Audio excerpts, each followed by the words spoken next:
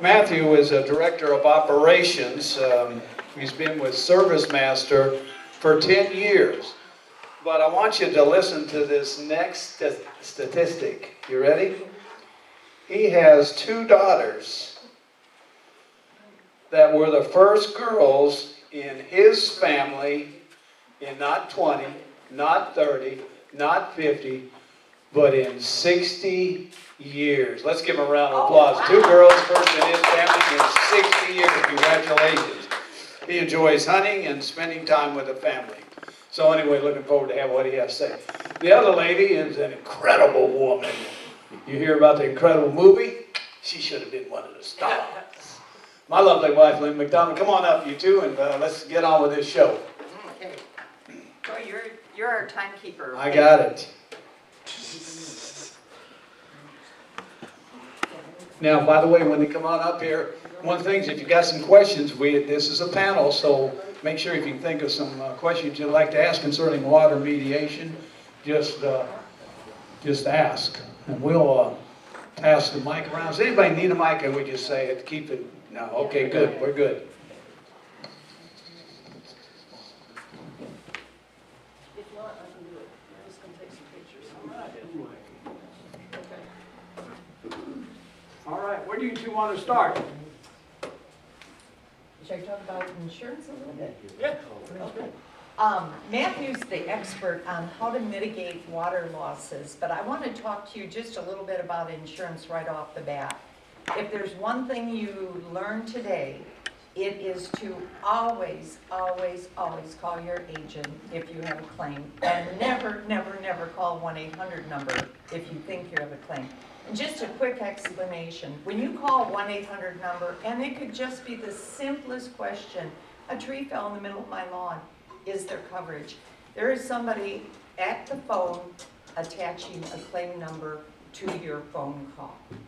And it is a terrible way to waste a claim. It may not be covered, it may not hit your deductible, you may have had 3 claims already, and this could be the claim that destroys your homeowner policy. So whenever possible, call your agent first. And one of the first things we're going to do is say, call Cornerstone.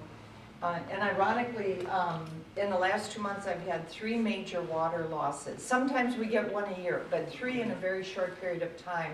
And I was so happy that I had Cornerstone that I knew could go out there and help with the water loss right from the get-go.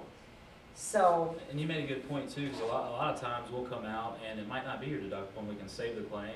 Right? Maybe it's teeter-tottering, it's $100. Is it worth paying $100 extra bucks for filing the claim? We can help everybody in that aspect. Save a policy. Lynn, why is it important to keep those claims as much as possible off your claim history? well, logic tells you that your rate may go up. You may lose your insurance, and here's something that a lot of people don't realize: your claim history is public. In other words, if you get canceled by your insurance company and you go, well, that's okay, I'll just go to Brand X and I'll start fresh with a new company. Brand X does a claim check, can see exactly the date, the type of claim, the amount of money that was paid out. And if you've had 2 or 3 claims in the last 5 years, it is going to be very iffy whether you're going to find standard homeowners insurance. Now, I am going to put a plug in here. We do have a high-risk a high-risk homeowner policy, which is unusual. Most insurance companies have a place to put bad drivers, but the person who's had too many claims, if they want a good standard homeowner policy, we can offer it to them. Very few restrictions. So, but just keep in mind, every time you pick up that 1-800 number, you are jeopardizing your policy. Now, if the house is on fire, if the water has filled the first floor and you can't get a hold of your agent, it's okay. You can call that 1-800 number. But if it's a question, please call your agent first. All right. Why don't you tell us what to do? In case of burst or leak, how to stop it, water key. You know, every one of our crews has one in the vehicle because a lot of times we found out a lot of our homeowners don't even know what one is. So most of the time, 90% of the time, it's right out front by a mailbox somewhere near the sidewalk. It's tricky, could be half turn, could be full turn, you know, just watch the little dial, but definitely make sure you keep the Could be water. underwater. Could be underwater, it could be in mud. You know? I have a question too. Somebody said, now there should be also water turn off inside the house, correct? Yeah. Somebody said it will directly align with that box that's out in your lawn. Yeah, and if you check your bathroom, look in your bathroom closet or underneath the vanity or in the kitchen underneath the sink. Most times they're in a bathroom or some sort of hall closet. Matthew, is there a color for that, color-coded? I've seen them red, I've seen them blue, I've seen them yellow. I see them white. But just know, if you see something looks like a hose spigot, that's your shut off. Okay. Right? And they're not in the same place in anybody's. They're not. You Yeah, would know assume where those, so. they are. But you normally you can follow that main line from Yeah. where that water shut off is and be able to find it Okay. in that vicinity. Next, the only thing. There's the key, right? There it is. Yeah, there it is. Now pliers will work, but that's, you know, you don't want to get wet and nasty, so make your life a little easier. Mhm. There you go. There it is. Amen. Mine doesn't have an arrow on it. Righty tighty, it's not gas. Righty tighty, lefty loosey. What? Righty tighty, it's not gas, right, where left is open, so righty tighty, lefty loosey. Right? Okay, all right, good. They win the football game. That's what I was And this is one of the main things we see, especially with all this construction that's going on. I mean, pressure differentials, you know, we don't feel it and it's never a big deal, but our water lines do. The one on the left is more of a plastic, the one on the right's a metal braided one. I always recommend, even if we're not doing anything related with a toilet loss or a supply line loss, and Brett's walking in, that's one of his checklists that he does is, hey, where's your water shut off? And then, hey, while we're here, you've got these 4 other areas that are fine right now. Hey, but go ahead and spend $15-20 and get a metal braided line on that. You can save a lot of heartache. Is that true for your washer also? Every hot water tank, washing machine, dishwasher, toilets, sinks, you can get them for all of them. Now, here's a great list of where water damage can come from, but I want to go on down to the last one for a moment, flood from outside groundwater. To bring up insurance again, insurance water claims are tricky. Surface water, flood water, absolutely is not covered by any homeowner policy. You would have to have a flood policy to have surface water covered. And you do not have to be in a high-risk flood zone to get a flood policy. There is such a thing as a preferred flood policy. So outside water's not covered. Also, insurance companies pay for sudden and accidental. I'll give you an example of what's not covered and an example that is covered, and both will shock you. So you have a guest bedroom, you open up the closet one day and there's black mold. Obviously, the water heater or the air conditioning pan, something has leaked. You were totally unaware, but it's obvious that it's been going on for a while. Insurance companies are not going to pay for that. Even though you didn't know you had the damage, it is slow and ongoing. And by the way, this may come up later, but there are alarms you can get that will absolutely let you know if you have a pan that's leaking or overflowing. So sudden and accidental is key. You have a burst water pipe in January because it's frozen. Or you come back from vacation and the washing machine hose has burst while you're gone. This, in my career, I've had that happen several times. People open up the front door or the garage door after coming home from vacation and there's flowing water. But I said I'd give you an example that should be shocked. Let's say you're elderly and you're drawing a bath and you lay down to take just a quick nap and you wake up and you have flooded your house with bath water. That's covered. That is sudden and accidental. You didn't mean to leave the water running. So those 2 words are universal with insurance companies, sudden and accidental. And I think that's like you lead it to, and it's very important why calling your agent, because they have the dialect. They know what needs to be said to get that process going. Like you said, something I may not be, I've had claims where customers right out of town had no earthly idea, but they've came back and it's been 2 weeks. In a case like that, they would look at the source too. Was it a bursting versus a slow leak? And adjusters can look for telltale signs, mold growth, and I know we'll talk more about mold in a moment. Water spotting, like, you know, you've got a wood surface where you can see that the water has been dripping for a while. But anyway, when I get the phone call and says, what do I do? The first thing I do is to tell them to call Cornerstone. And I have all the faith in the world that these folks do it right. Now, sometimes customers go, oh, I don't want to spend the money. Oh, I'll get my garage wet bag, yeah, and I'll take care of it myself. You can't do it like they can do it. And I always tell customers this, you've got a deductible. The money you pay to Cornerstone will help you meet your deductible. Also, another little tip, you're moving furniture to get it out of the way, you're doing heroics to try to clean up the mess. Keep track of that. That can go towards your deductible. Your very own labor, moving furniture, trying to sop up the water, that is something that can go towards that deductible. So why don't you tell them what happens when you get that call? Yeah, so I mean, from big or small, you know, obviously it's somebody's worst nightmare in some instances. I mean, if you can imagine walking inside and your ceiling's falling down all over your kids' toys or whatever sentimental items it might be that sometimes aren't replaceable. You mentioned a fire before, right? I mean, there's times where we cannot, we save what we can, but sometimes those things are ruined and it is detrimental. So I think it's very key. Obviously, yes, anybody can do water mitigation and restoration. I think we're set aside differently, just the culture that we have of not only are we training it with the technology and all the training courses we're required to do, but with compassion too. This is somebody's mother's, grandmother's daughter that's probably having the worst time of their life. So whether it's in Arkansas, Mississippi, Tennessee, Ohio right now, we're there within the hour normally with crews on site, ready to deal with insurance company, agents, adjusters.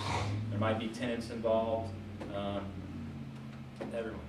We'll handle it all. And one other thing about ignoring it, you know, like it's not going to go away. Yeah. And sometimes people are overwhelmed. They just to get started in the process, which these guys are great. But there is a clause in every homeowner policy that says you, the homeowner, in order to have the claim paid, have to do everything you can to mitigate the loss. So if you try to suck up the water with your wet dry and 2 days later you go, it's starting to smell, ooh, it's turning black, you haven't done everything you can to mitigate the loss. So I don't know that an insurance company would turn you down, but why would you want to live in that environment when there's an expert that can make sure that everything towards mold retardation, and I should let you speak about that because mold is a big It's a big deal, and especially a lot of folks in the mortgage business too. I mean, having the confidence, if I have a loss in my home and Cornerstone came, I would, at the end of the day, when I go to sell my property, I would have a nice packet of a record of drying conditions, all the photos and documentation, just to show that, hey, yes, there was a loss, we're open about it, but here's all the documentation that ensures there is no mold growth. And it is tricky because all of our immune systems are different. I may could withstand 1,000 spores of said mold, and she couldn't take one. And so, I mean, from toxicologists to studies, there is no standard of, hey, how much mold can one human take?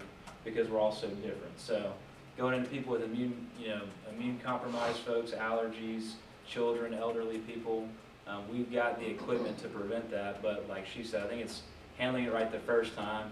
Your deductible sometimes can be pricey, but when we get into not handling it the right way and getting into a mold issue, you're talking 4 or 5 times the cost of what it would have been. Yeah, there was a case, how it came about, I won't mention the company, it was not Allstate, but it was a company out of Texas that came in there and just did the basic when it came to the mold.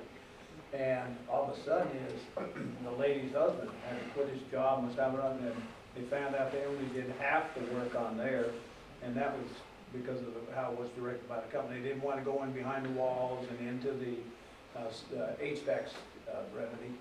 But anyway, they ended up getting about a $5 million judgment as a result of not having the company that came in there, but the insurance company said, well, that was it, that we were limited to what we could spend. but you're exactly right. And you never know how much mold is under that wood plank unless they all come up. I mean, that very case is one of the reasons why the industry is what it is today as far as mold.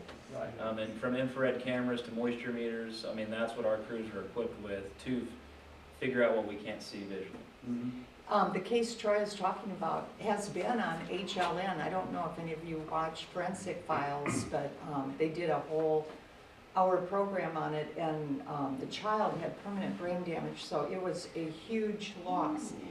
And what Matthew said is absolutely right. I wish I could pinpoint the year. I was trying to think of what year it was, but it really turned the insurance industry on its ear.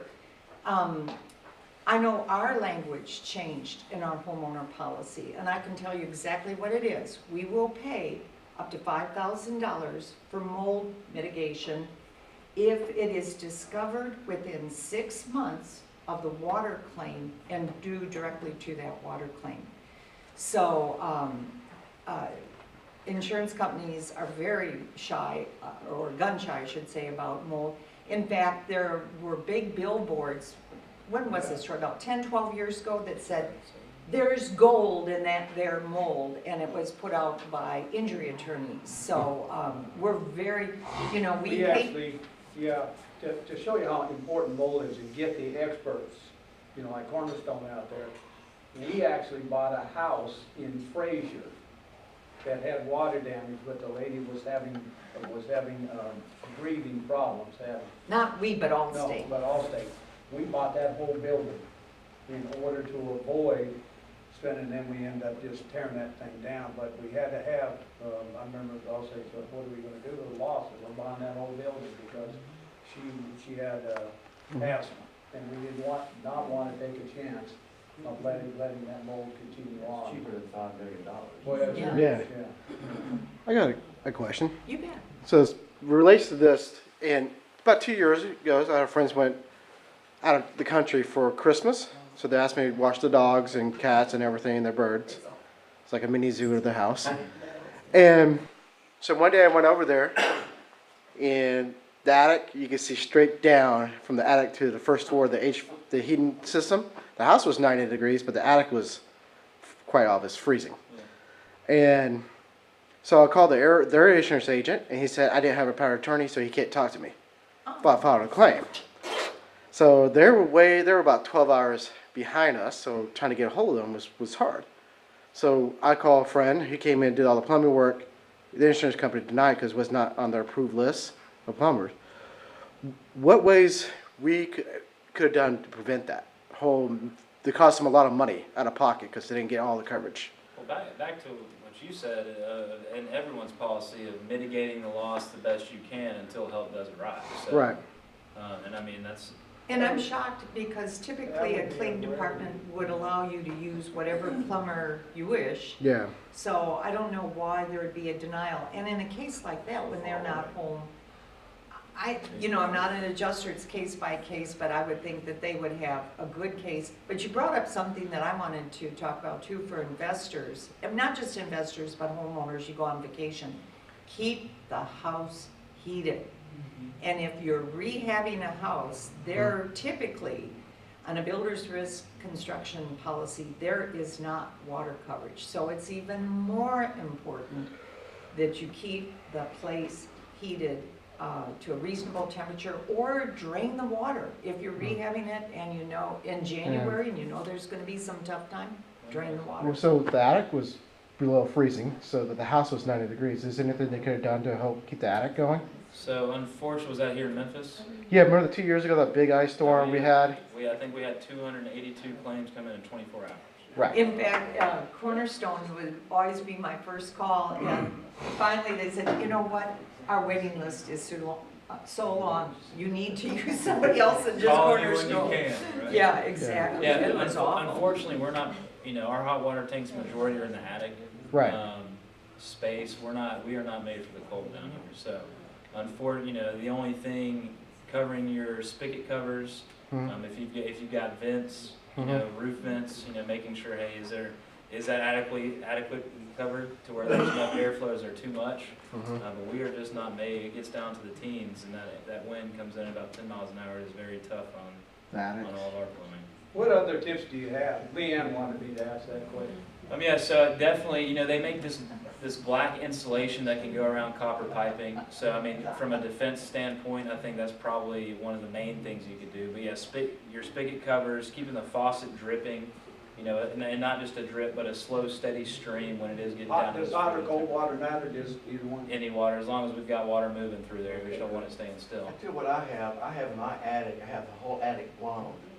And I mean to tell you, I don't have to wrap pipes, I don't have to worry about insects, I don't have to worry about squirrels, we've got tons of squirrels around there. It keeps the varmints out, and I mean to tell you, my insulation, because of that, I have insulation in the walls as well.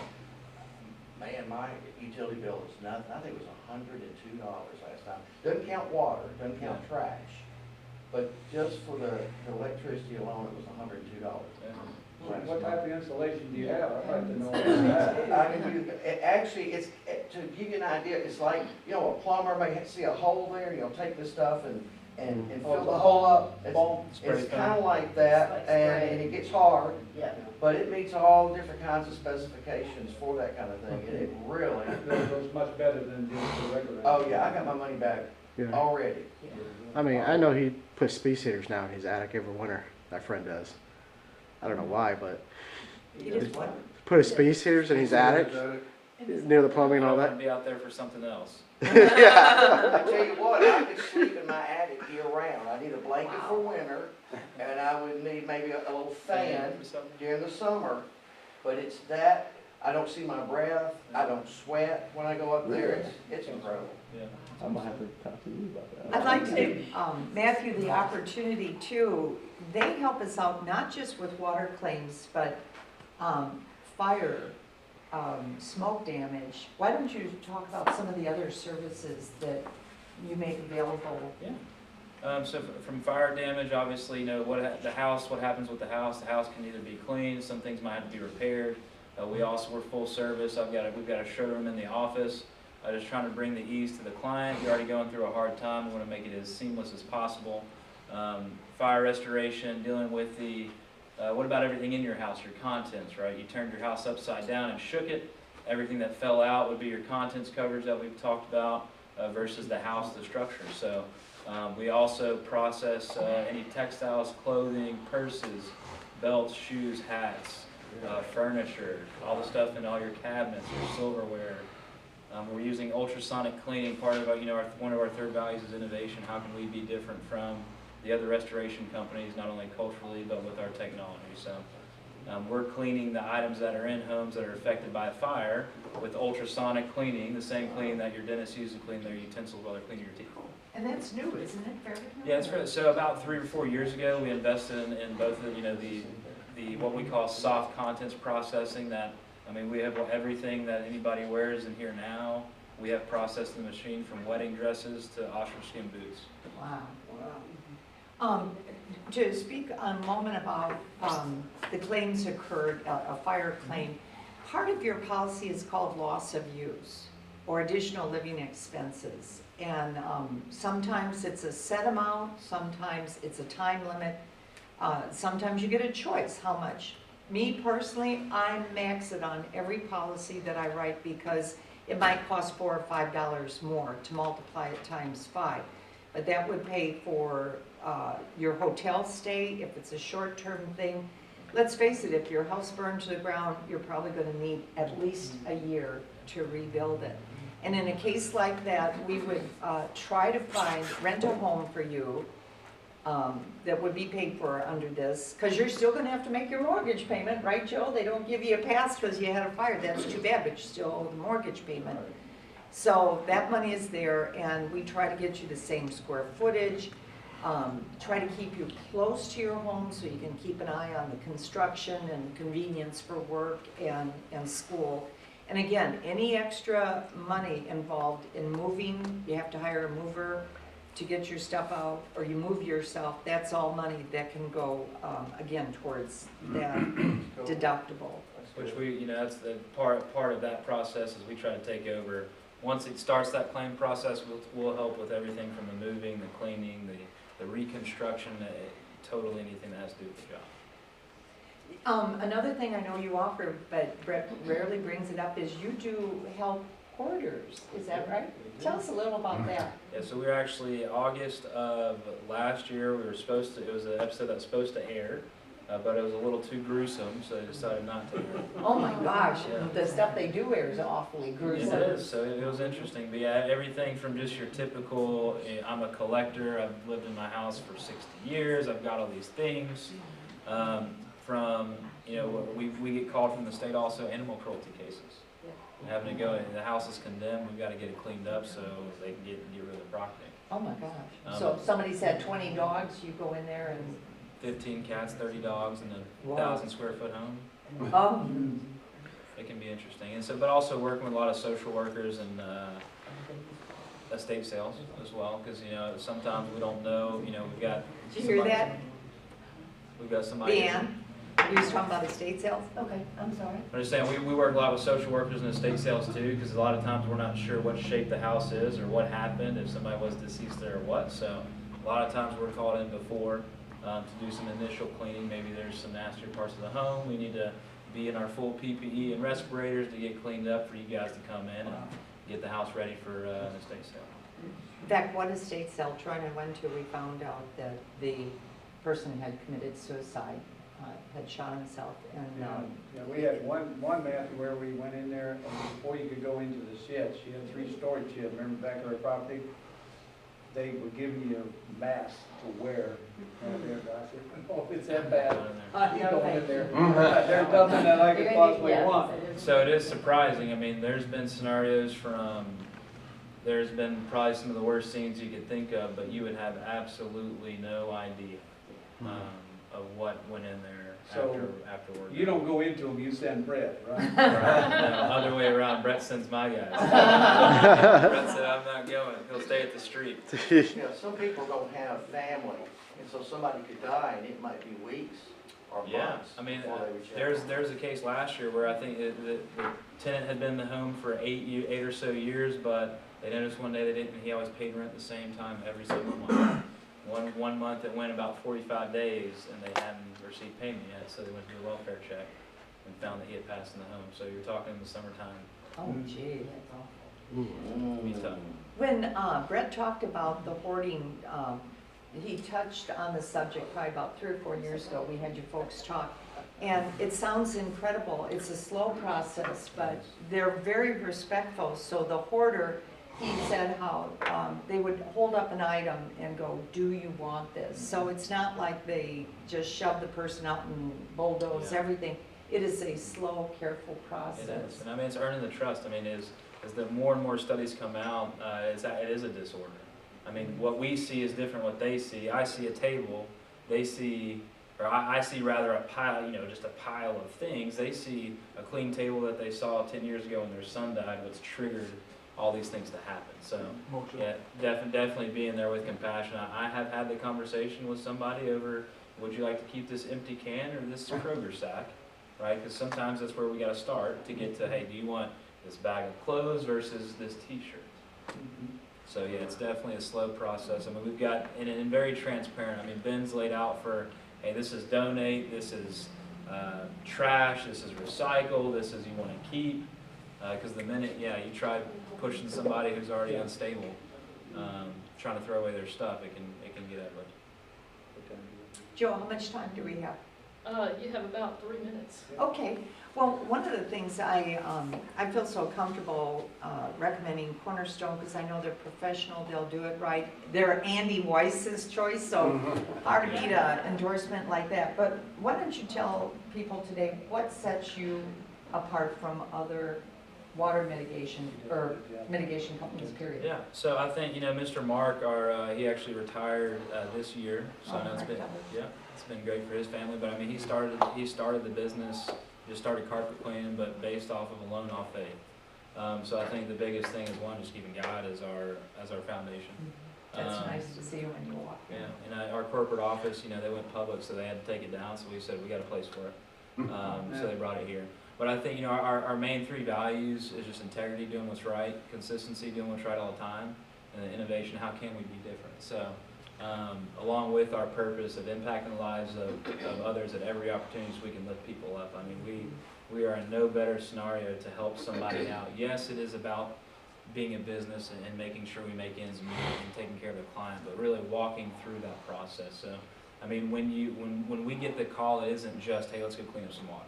It's, hey, how can we help this customer? How can we help this agent or adjuster, insurance company take care of the problem, but also maybe save some money, but really walk you through. It is a process. I mean, they say 1% of people in the states go through a claim, which we think is crazy because we're dealing with it every single day.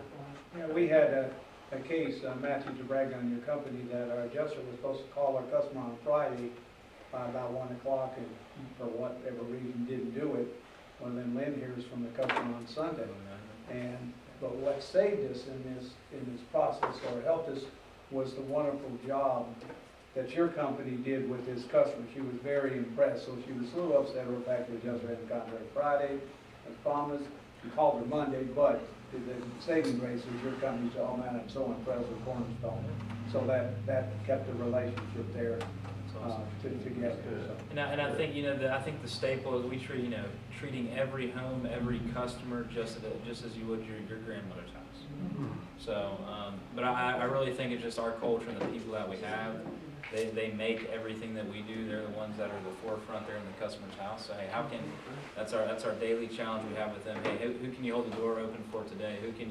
How can you help your teammate out if they're struggling with something at home or maybe here? So, just being attentive about it in this show.